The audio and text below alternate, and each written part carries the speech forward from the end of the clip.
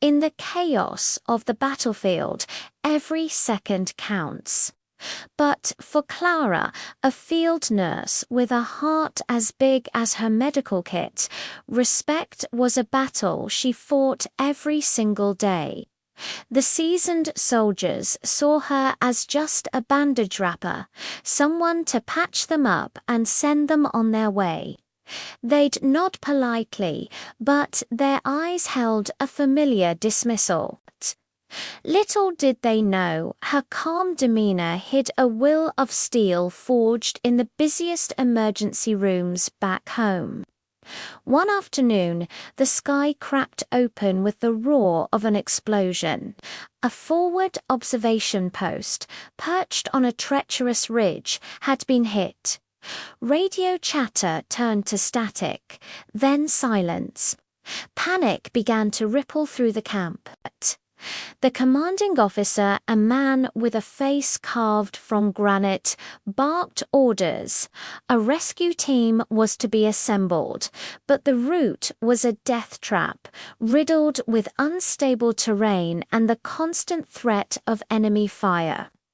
He looked past Clara, his gaze scanning the hardened faces of his best soldiers. "It's too dangerous," one of the sergeants said, shaking his head. "We don't have a clear path. We'd be walking in blind." The other soldiers murmured in agreement. The mission was deemed a suicide run. Hope began to fade. The men in that outpost were being written off. That's when Clara stepped forward. Her voice, though quiet, cut through the tense silence. "I can get there," she said. Laughter, rough and incredulous, erupted from a few of the men. The commander's eyes narrowed. "You, nurse, this isn't a place for sightseeing." Clara didn't flinch. She unrolled a topographical map she had been studying for weeks in her spare time. "The standard route is a killbox," she explained, her finger tracing a faint, winding line. "But there's an old goat path here. It's steep, but it offers cover.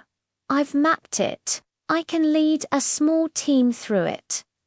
The commander stared at her, then at the map.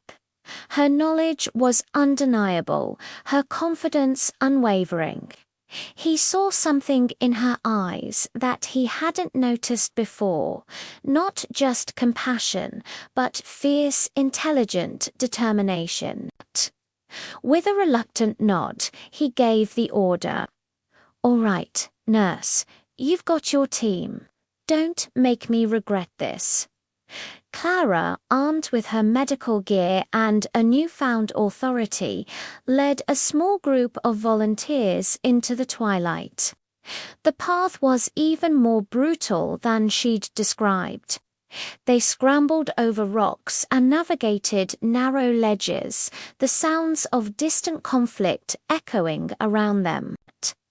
The soldiers, who had initially scoffed, now followed her lead with a growing sense of awe. She moved with a purpose and certainty that belied their every assumption about her. They reached the destroyed outpost to find a scene of devastation. But among the rubble, there were survivors wounded, but alive. Clara immediately went to work, her hands moving with practiced speed and precision. She triaged patients, stabilized the critically injured, and directed the other soldiers on how to safely move the wounded. Under her command, the chaotic scene transformed into an organized evacuation. Hours later, they returned to camp, not with casualties of a failed mission, but with every single survivor from the outpost. As the last wounded soldier was carried into the medical tent, the camp fell silent. The men who had laughed at her now stood in humbled respect. The commander walked over to Clara, his expression unreadable.